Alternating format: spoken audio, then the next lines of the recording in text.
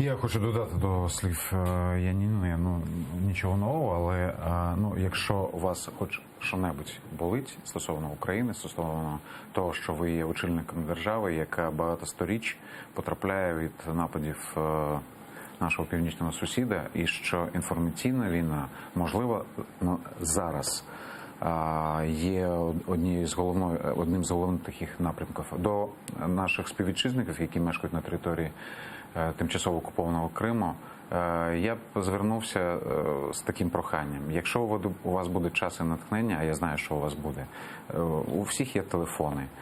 Можливо, з якимось видом Криму, або Часараю, Судаку, моря, гір. Якщо ви скажете два слова «сейф АТР» на фоні Криму, це буде підтвердженням того, що ви чекаєте передачі телеканалу АТР, і що Крим – це Україна, і що є нерозривний зв'язок, який в собі уособлює телеканал АТР.